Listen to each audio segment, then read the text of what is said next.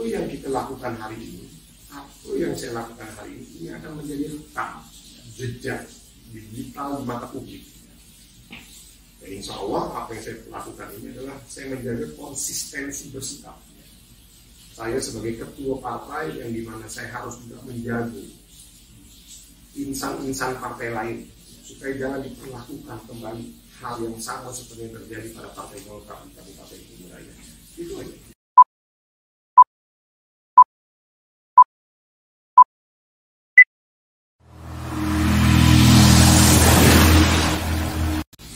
Podcast Santer, pesan teraju hadir lagi di dunia maya bersama bintang tamu kita, Wakil Ketua Komisi 7 DPR RI, Ketua DPD Golkar Provinsi Kalimantan Barat, Abangda Maman Abdurrahman Sarjana Teknik.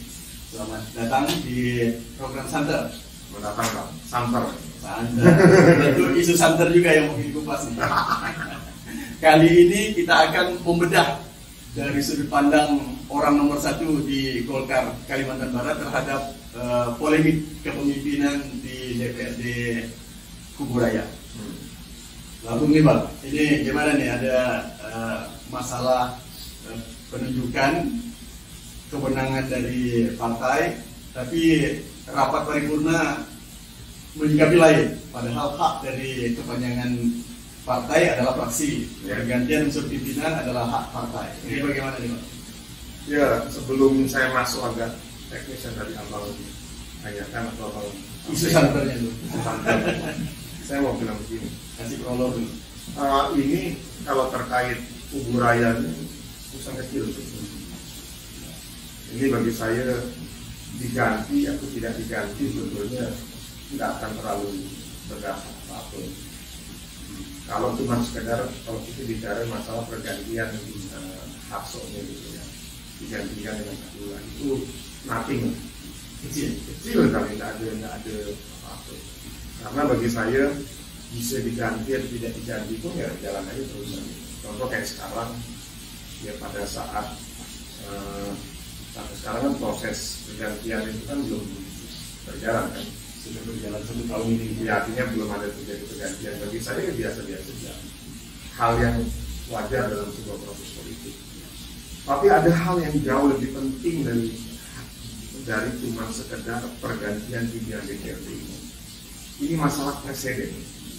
Ini masalah bagaimana kita membangun Kalimantan Barat ini dengan tatanan aturan main politik yang jelas. Ini bagaimana kita sebagai insan partai berkomitmen dan konsisten terhadap mekanisme yang ada. Karena kalau sampai ini saya biarkan ataupun saya lepas, akhirnya akan berimplikasi terhadap daerah-daerah lain, ataupun bahkan lebih jauh lagi, ini akan berdampak kepada nilai, power atau positioning partai tersebut, ya. Bukan hanya Partai Golkar. Hari ini mungkin bisa aja terjadi dengan Partai Golkar, tetapi besok-besok bisa saja terjadi dengan PDIP, besok-besok bisa saja terjadi dengan Gerindra, besok-besok bisa saja terjadi dengan Nasdem.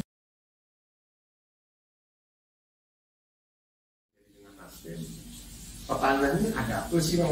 Kan begitu, kok sampai sebegitu dianggap seriusnya urusan pergantian ataupun mekanisme aturan. Saya mau bilang begini, di seluruh Indonesia, 500-an kabupaten, 34 provinsi, sama DPR RI, kita membagi dua hal. Tugas kita sebagai DPRD, sebagai anggota legislatif untuk hadir dalam undang-undang itu, anggaran, pembuat undang-undang, aturan main, legislasi, dan yang ketiga pengawasan. Dalam konteks menjalankan tugas kita itu, disitulah dikenal namanya mekanisme aturan main.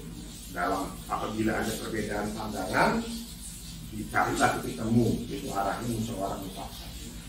Apabila tidak terjadi titik temu, didoronglah voting, Makanya di dalam taktik kedewanan, taktik DPRD itu dikenal bahwa mekanisme proses pengambilan keputusan itu melalui dua hal, musyawarah mufakat atau voting terhadap tugas kedewanan itu yang 3 hal tadi. Pertanyaannya, yang duduk di dewan-dewan itu representasi pribadi atau representasi partai? Jawabannya partai. Di mana undang-undang parpol kita nih Bang, saya ini bisa jadi anggota DPR RI karena rekomendasi partai, bukan karena pribadi Maman Abdurrahman. Pak Lasarus bisa menjadi anggota DPR RI karena rekomendasi partai PDIP. Pak Sarif Abdullah begitu juga, karena dalam undang-undang kita itu tidak mengenal pribadi Bang. Yang dikenal itu adalah partai. Artinya apa? Kembali lagi tadi kepada tupoksi dewanan. Pertanyaannya, apa korelasi benang merah dari partai dengan legislatif? Itulah dikenal namanya fraksi. Ya, kalau kita sebut perpanjangan tanganan partai di dewan itu, di legislatif, di DPRD itu, di DPRD provinsi, DPRD kabupaten, atau DPR itulah fraksi. Di mana fraksi itulah yang menjadi jembatan menyambung antara kepentingan partai dengan kepentingan itu yang ada di dewan. Nah, terkait pergantian pimpinan dewan, alat kelengkapan dewan, alat kelengkapan di komisi dan lain sebagainya, itulah yang disebut alat kelengkapan dewan, yang dimana itu menjadi hak partai berdasarkan perolehan kursi, perolehan suara. Kebetulan contoh kasus di Kubu Raya ini, Partai Golkar, PDIP, Demokrat, dan Gerindra berdasarkan perolehan kursi dan suaranya mendapatkan kesempatan menjadi pimpinan DPRD. Nah, dari situlah partai masing-masing mengusulkan nama. PDIP mengusulkan kalau di Kubu Raya Pak Agus, Golkar kemarin mengusulkan Pak Hasso menjadi pimpinan DPRD, di provinsi begitu juga lah kurang lebih kayak begitu. Nah, artinya pada saat proses pengusulan itu menjadi domain partai. Itu menjadi domain sepenuhnya 100% partai. Makanya di dalam aturan tatib DPRD terkait proses pergantian pimpinan DPRD yang dibutuhkan itu quorum paripurna. Gitu loh. Kenapa quorum paripurna? Ya yang semua, karena memang kan harus diputuskan di paripurna. Baru setelah itu cukup dibacakan. Ingat loh, dibacakan dan diumumkan. Tidak ada mekanisme voting dalam proses penentuan AKD itu. Baik, Bang Maman, sebagai bagian dari prolog ini masih akan kita lanjutkan setelah jeda yang berikut ini. Katakan sayang, masihkah kau yang dulu? Sekian lama nanti kabar darimu. Oh, tak tahu mengapa lima hati menunggu. Dari setulus hati ini ku serahkan kepada sebagai tanda cinta suciku untuk dirimu. Begitu tega engkau mempermainkan diri, tak tahu ini engkau. Tepuk tangan untuk Henry lagi ini.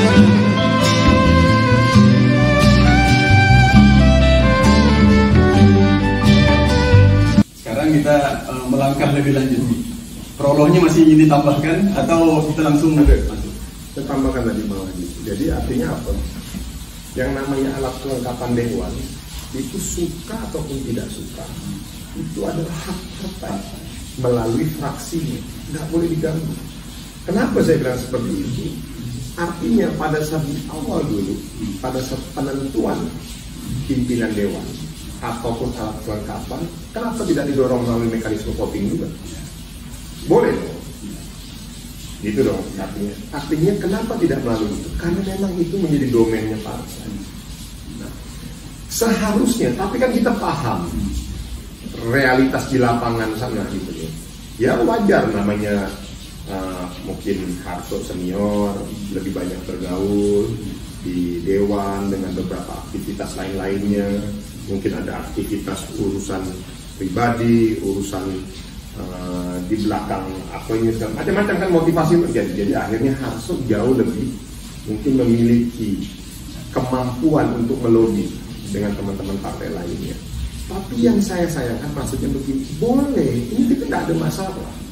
Kita ini kan sama-sama pemain Bang, pemain forum gitu ya. Saya di DPR RI juga biasa kita melakukan permainan-permainan kayak begini ini biasa. Tetapi yang nggak boleh itu kita langgar aturan. Seharusnya kalau teman-teman DPRD Kubu Raya itu mau mempertahankan Harso, yang dilakukan sama mereka itu paripurnanya jangan dikorumkan.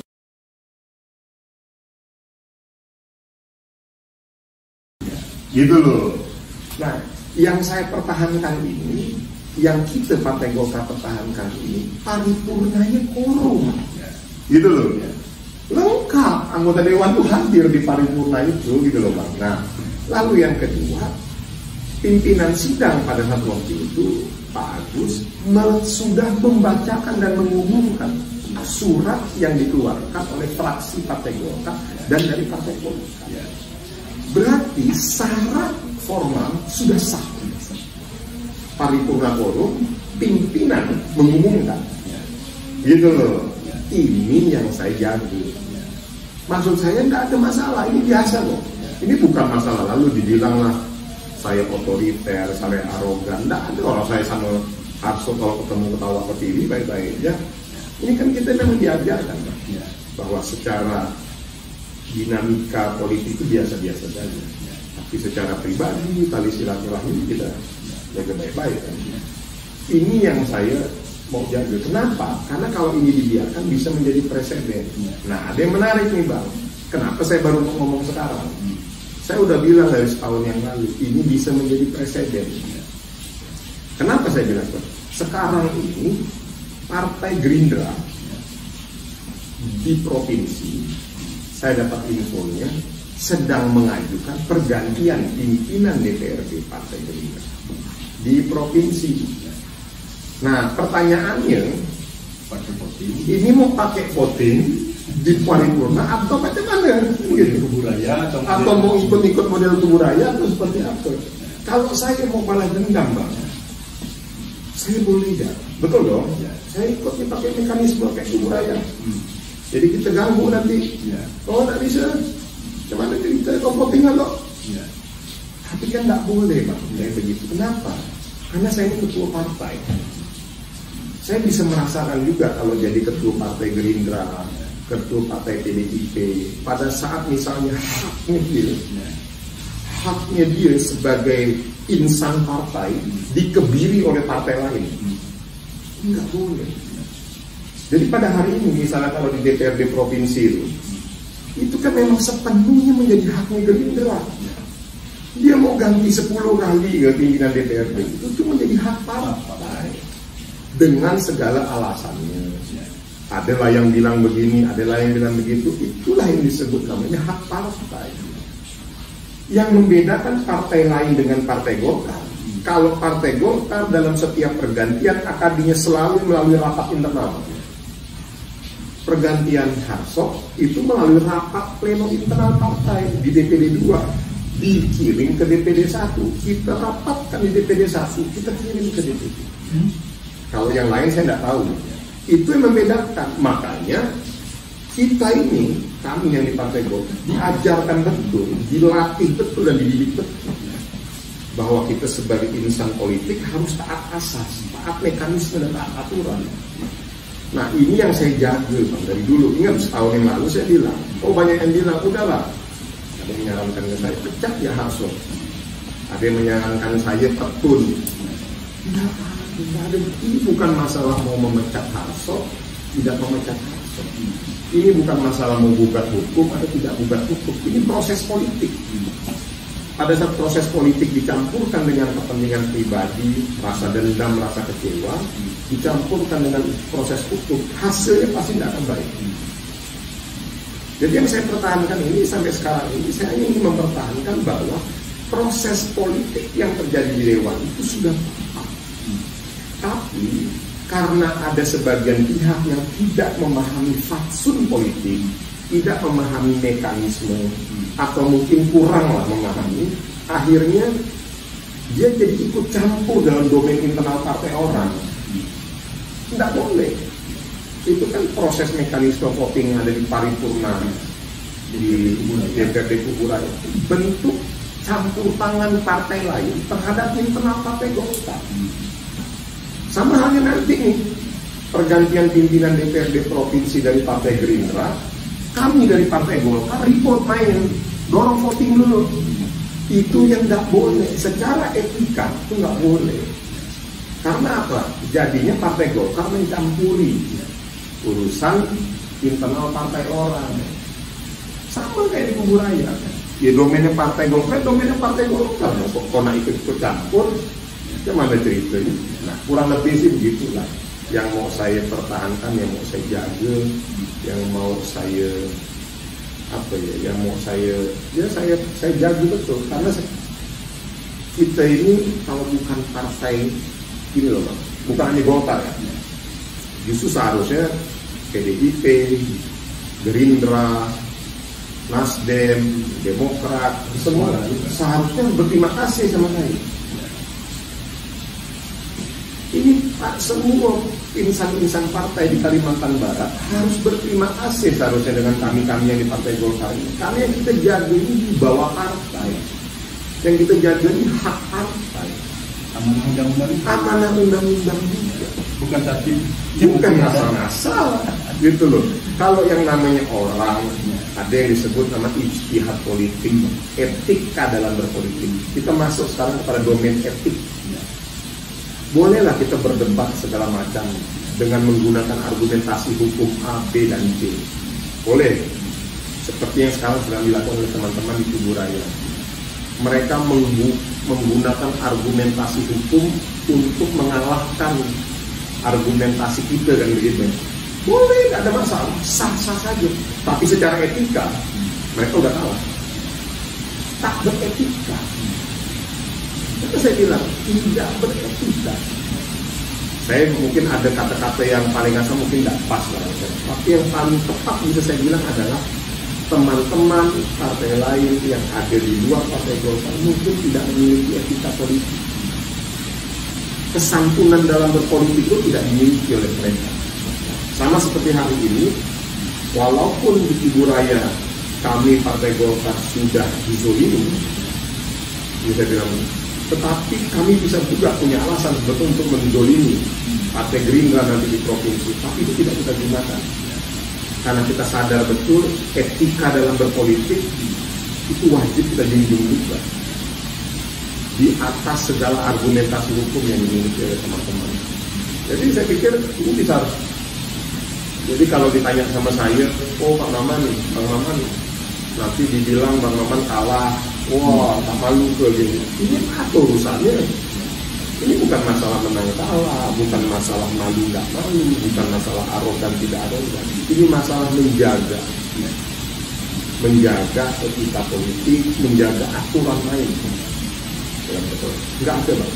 Silakan cek di seluruh Indonesia, bahkan di pusat, di provinsi manapun, tidak ada yang kayak begitu. Yang kayak di Kuburaya itu. Nah justru saya malah menikmati.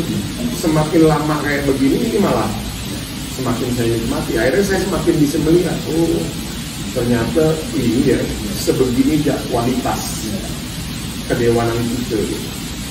Jadi khususnya di Kuburaya. Ya khususnya di Kuburaya. Saya juga tidak menyalahkan mereka. Ya ini hak masing-masing, pilihan politik. Toh juga pada akhirnya nanti publik yang akan menilai. Toh juga pada akhirnya masyarakat yang akan menilai.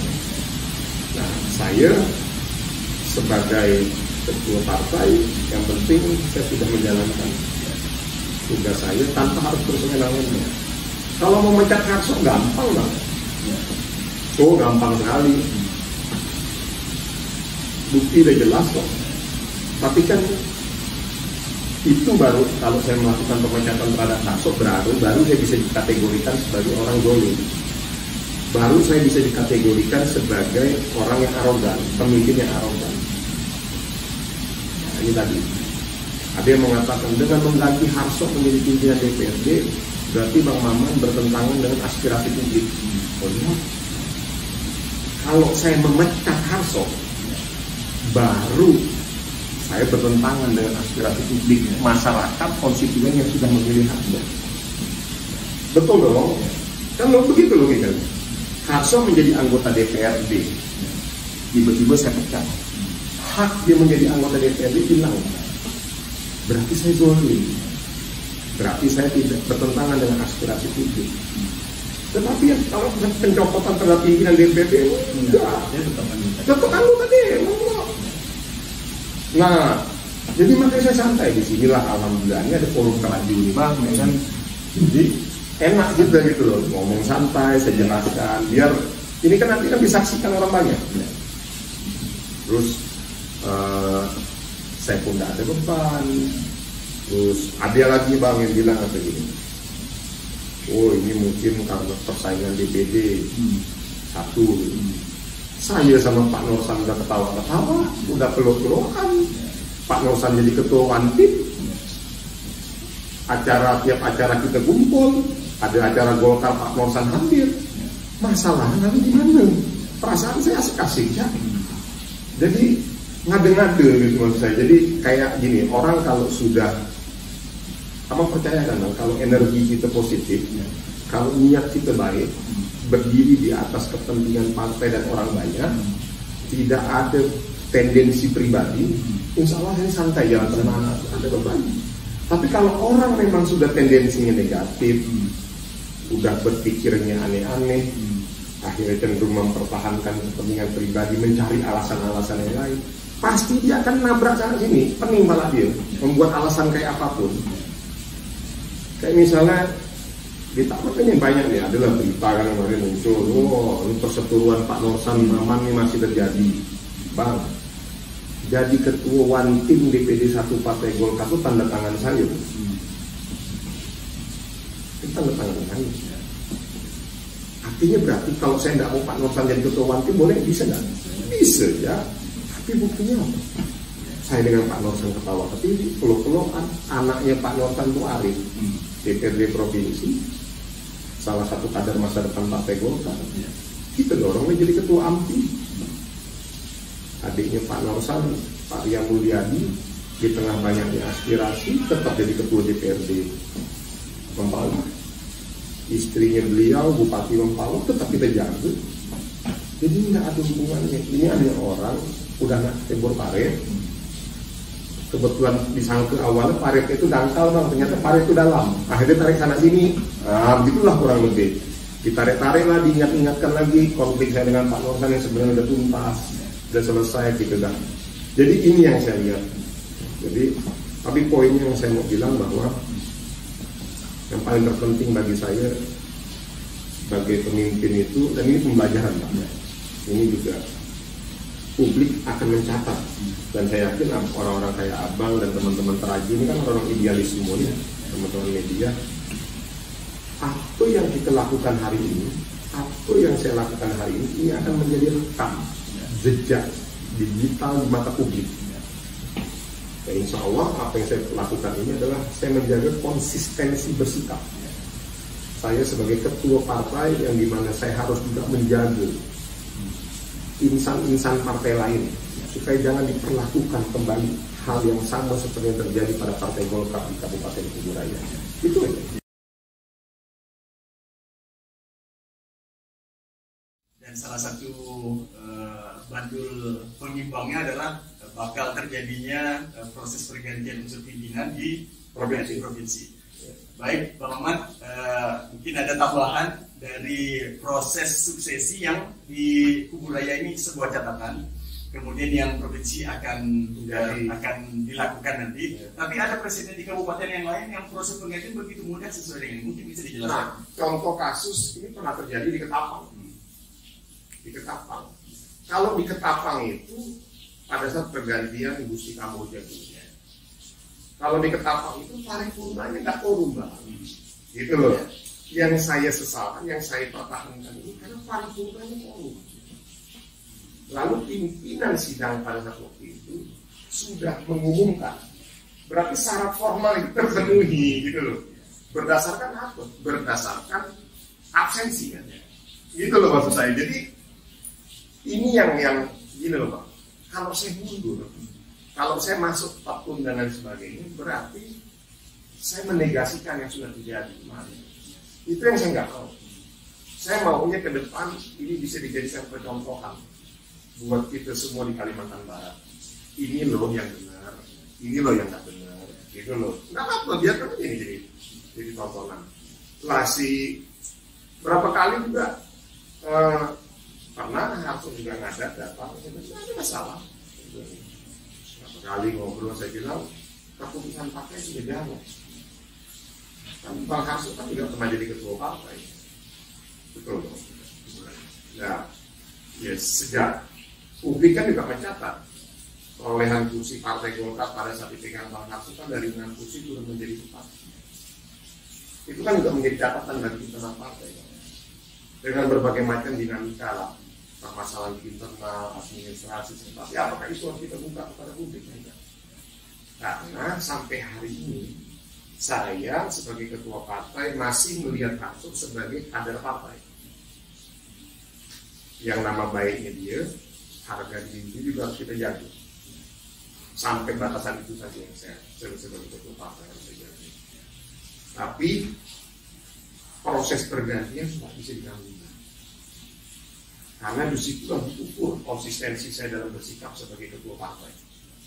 Yang terpenting hari ini saya sebagai ketua partai, Suharso masih kader Partai Golkar yang tetap wibawa dan harga diri masih harus kita jaga. Tetapi pada saat konteks pergantian pimpinan DPR tidak bisa ditoleransikan. Karena itu sudah menjadi ketetapan dan keputusan partai. Bahwa saya mau dikocok, diaduk-aduk segala macam dengan segala argumentasi segala macam silakan. Akhirnya publik akan melihat.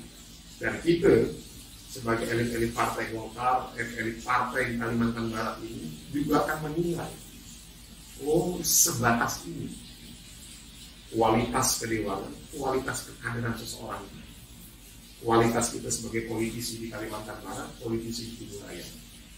Nah saya harus ajarkan juga kepada semua kader Partai Golkar di Kalbar. Insya Allah Bang, kata omongan saya, selama saya menjadi ketua Partai Golkar Kalimantan Barat, saya akan konsisten jaga seluruh kader partai saya di Kalimantan Barat ini untuk mau menjalankan cara-cara berpolitik yang santun di Kalbar ini. Jadi lagi saja, Bang, walaupun ini berjalan secara natural, tapi harus dicarikan solusinya karena tertib tata aturan ketatanegaraan ini kan harus dijaga, harus dipertahankan dan dikawal. Nah ini kalau dibiarkan kan menjadi presiden yang buruk. Langkah apa yang harus dilakukan supaya rule of the game itu bisa berjalan dengan profesional? Ya ini gampang. Maka dengan saya ketemu sama Abang, bagian dari publik mengetahui ada tahu. Dan kan harus ada momentum. Dari kemarin kan tak ada momentum, Bang. Nah, momentumnya ada di pergantian pimpinan DPRD provinsi. Jadi sekalian jalan. Nah, tinggal kita lihat nanti.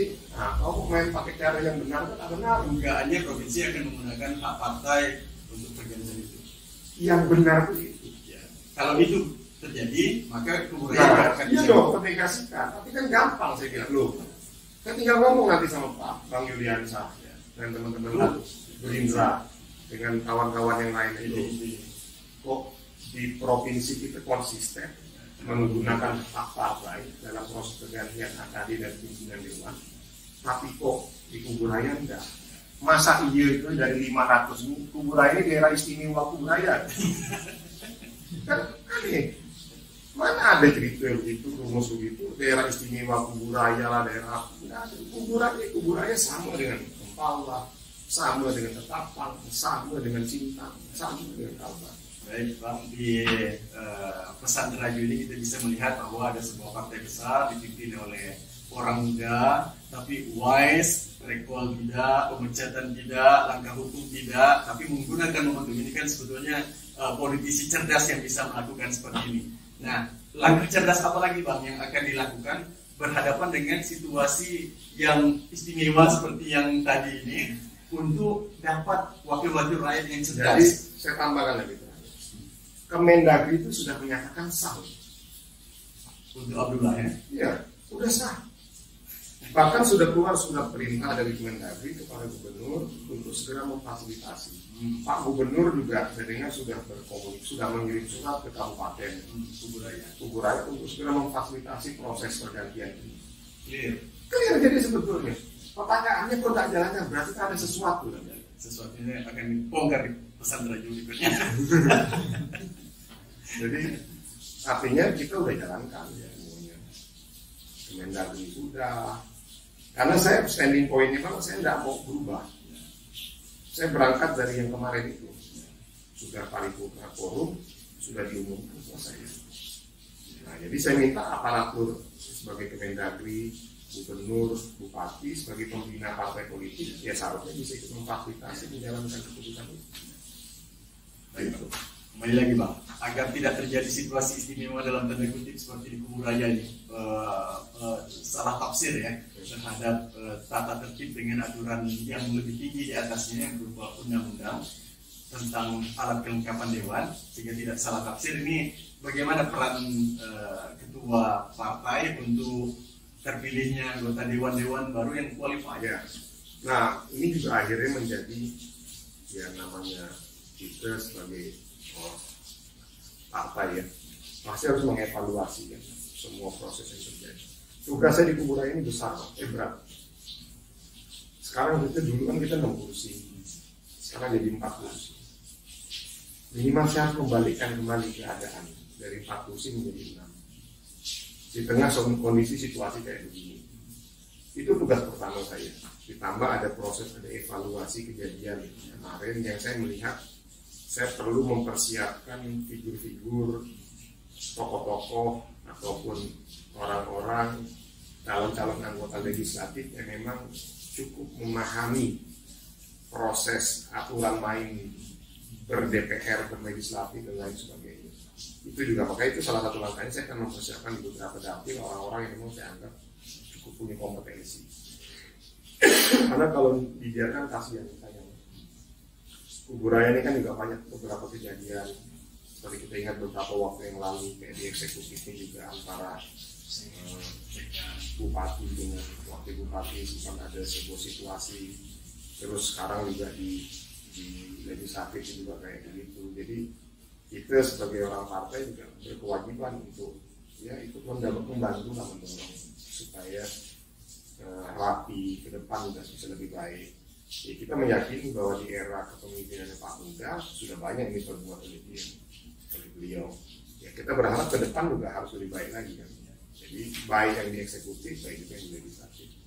Jadi konkretnya saya akan siapkan personil anggota dewan yang memang menurut kita cukup punya kompetensi nanti di Kuburaya. Waktu ini masih cukup ya? Masih panjang. 2024. Masih panjang ini. Jadi, insya Allah santai ya kita, tenang gitu. Yang penting kapan ada kesempatan, kapan ada momentum itu kita tentukan. Baik, Bang Maman, terima kasih atas penjelasannya untuk friksi-friksi kepemimpinan di Kuburaya, DPRD Kuburaya. Dari perspektif Golkar untuk alat kelengkapan dewan sudah clear, momentumnya ada dan tinggal eksekusi. Pada akhirnya ini menjadi pembelajaran yang sangat berharga bagaimana partai mempersiapkan calon-calon wakil rakyat yang duduk dan memiliki hak, kewajiban dan tanggung jawab sebagai terutama unsur pimpinan. Baik, terima kasih Bang Maman. Kita ketemu lagi di Santer Pesantraju edisi berikutnya. Assalamualaikum warahmatullahi wabarakatuh.